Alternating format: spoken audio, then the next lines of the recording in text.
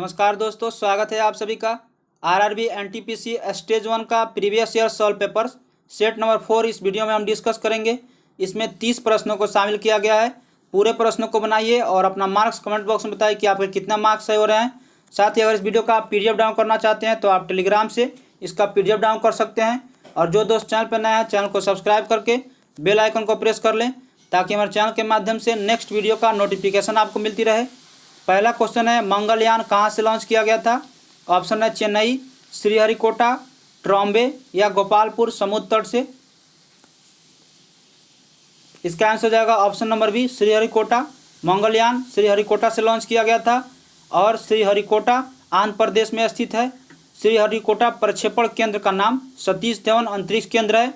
तो आपको याद रखना है, सबसे सस्ता 450 करोड़ रुपए में मंगलयान को लॉन्च किया गया था 2008 में। नेक्स्ट क्वेश्चन है, जिमी वेल्स और लैरी सेंगर किससे संबंधित है? ऑप्शन है विकिपीडिया, गूगल, व्हाट्सएप या फेसबुक। इसका आंसर हो जाएगा option number A, Wikipedia. Wikipedia से जिमी वेल्स और लैरी सेंगर संबंधित है।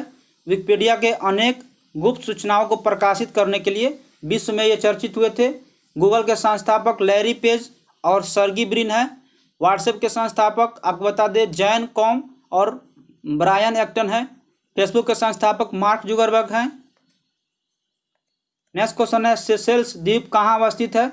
ऑप्शन है हिंद महासागर, दक्षिण महासागर या अटलांटिक महासागर या प्रशांत महासागर। इसका आंसर हो जाएगा ऑप्शन नंबर ए, हिंद महासागर। सेशेल्स द्वीप हिंद महासागर में स्थित है। नेक्स्ट क्वेश्चन है, इंटरपोल का मुख्यालय कहाँ स्थित है? ऑप्शन है पेरिस, लंदन या लियोन्स या ब्रुसेल्स। इसका आंसर हो जाएगा option number C, Lyons. Interpol का मुख्यालय लियोन्स है और इंटरपोल का मुख्यालय लियोन्स जो होता है पेरिस के पास है। यह एक अंतर्राष्ट्रीय पुलिस व्यवस्था है। नेक्स्ट क्वेश्चन है, निम्न गैसों में से कौन सी पृथ्वी पर ग्रीन हाउस गैस के प्रभाव के लिए जिम्मेदार है? ऑप्शन है जलवाष्प और कार्बन डाइऑक्साइड और मीथेन या कार्बन डाइऑक्साइड और नाइट्रोजन या ओजोन के साथ मीथेन। इसका आंसर हो जाएगा ऑप्शन नंबर ए, जलवाष्प और कार्बन डाइऑक्साइड। आपको बता दें जो विकल्प दिया गया है इसमें ग्रीन हाउस गैस जो होता है कार्बन डाइऑक्साइड और जलवाष्प होगा। CO2 गैस मुख्यतः ग्लोबल वार्मिंग के लिए जिम्मेदार है। सूर्य के द्वारा जो प्रकाश का विकिरण के रूप में पृथ्वी पर आता है और ऊष्मा जो है पृथ्वी ग्रहण करती है। जब पृथ्वी के अतिरिक्त जो है ऊर्जा छोड़ती है तो वायुमंडल में अवस्थित CO2 गैस चारों ओर छा जाता है और आवरण बनकर ऊपर बाहर जाने से रोकती है। तो इस स्थिति में पुनः ऊष्मा पृथ्वी पर आती है। इसे ग्रीन हाउस प्रभाव कहते हैं। तो आपको याद रखना है, ग्रीन हाउस गैस के लिए सर्वाधिक जिम्मेदार होता है तो जलवाष्प और carbon dioxide. Option number A इसका आंसर हो जाएगा।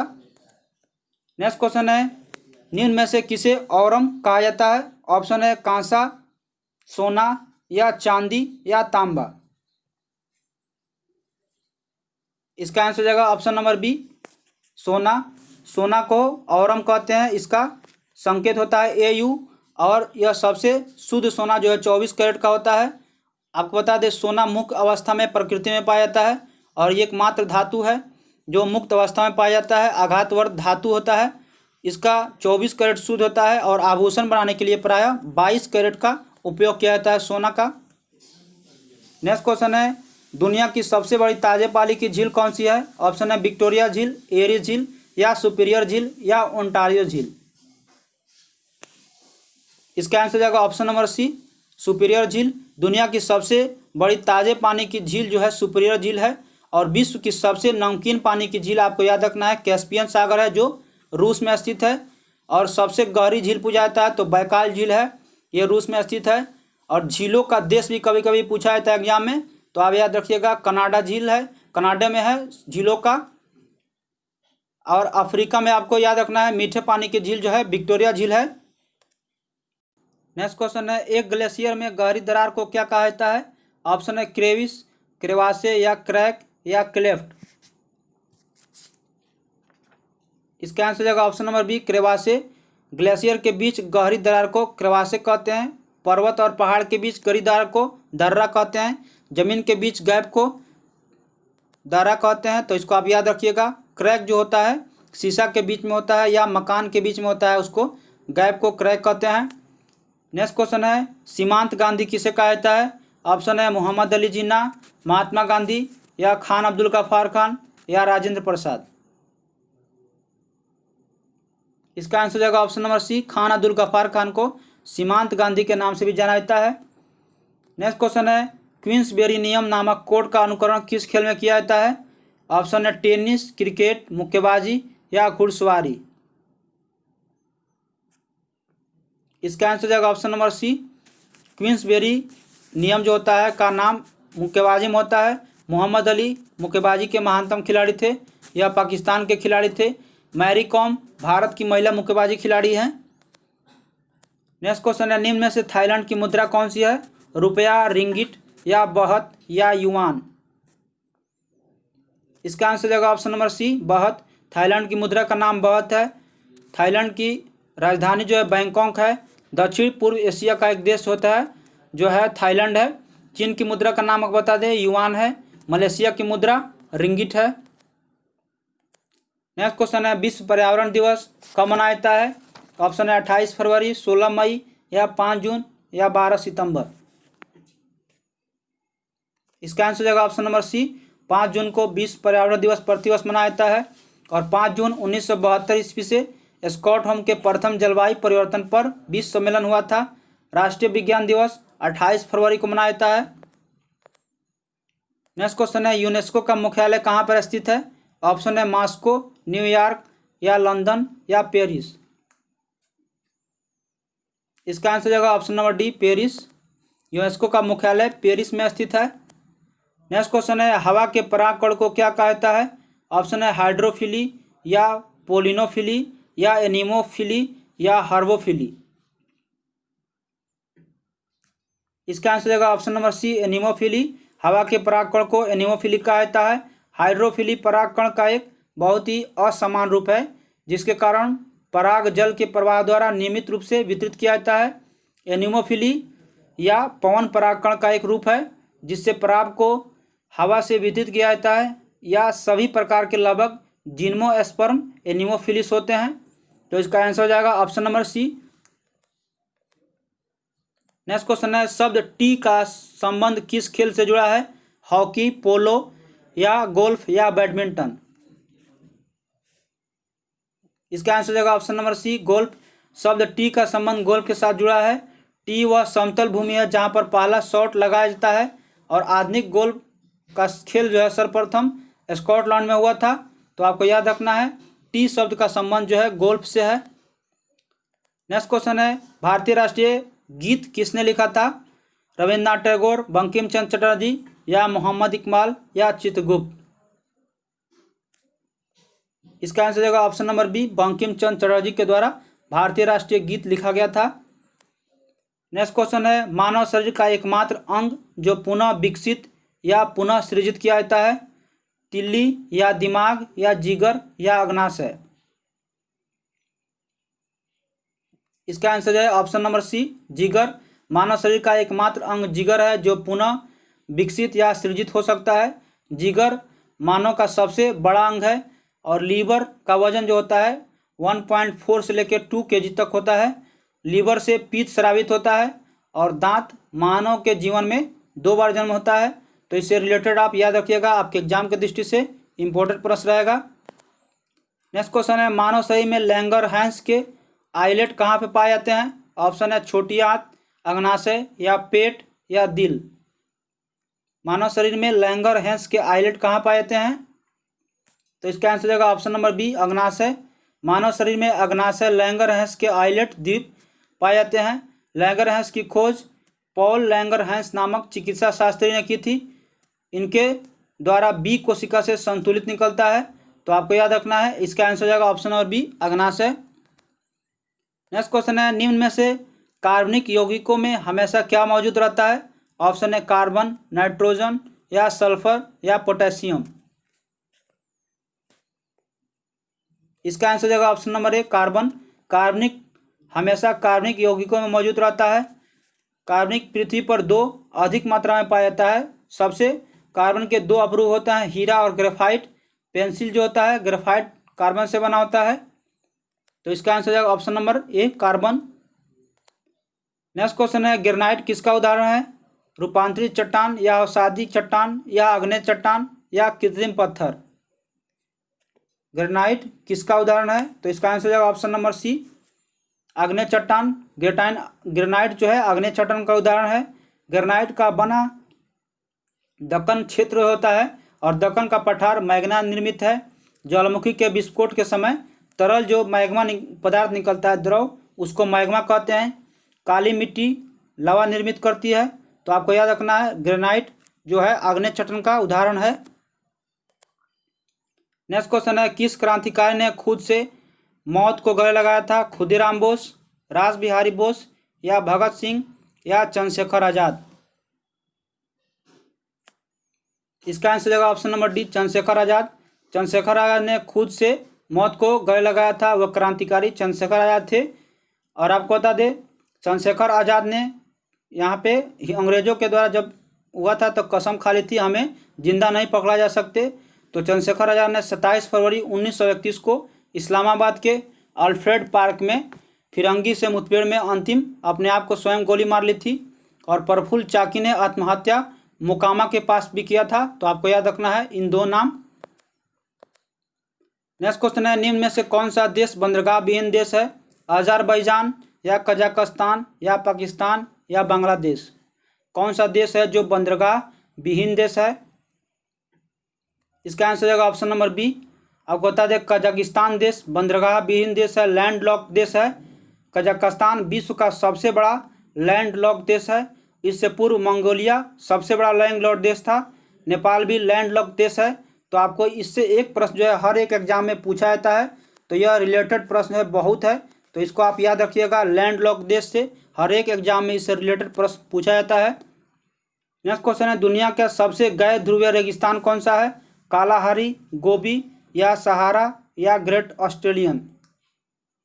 दुनिया का सबसे बड़ा गैर ध्रुवीय रेगिस्तान कौन सा है?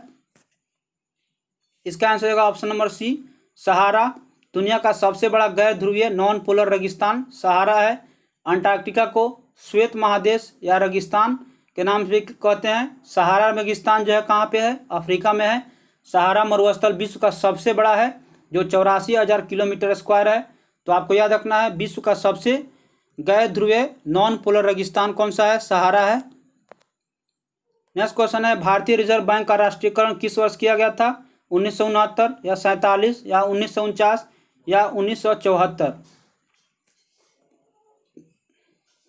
इसका आंसर जाएगा 1949 में भारतीय रिजर्व बैंक का राष्ट्रीयकरण किया गया था। 1949 में आरबीआई का राष्ट्रीयकरण 1 जनवरी 1949 को किया गया था। अब बता दें, आरबीआई की स्थापना 1934 एक्ट के अधीन 1 अप्रैल 1935 को हुआ था। और एसबीआई का राष्ट्रीयकरण भी पूछा जाता है तो 1955 में हुआ था। तो आपको याद रखना है 14 बैंकों का राष्ट्रीयकरण किया गया था। नेक्स्ट क्वेश्चन है, निम्न में से किसे उसके ऊन या फाइबर के लिए पाला जाता है?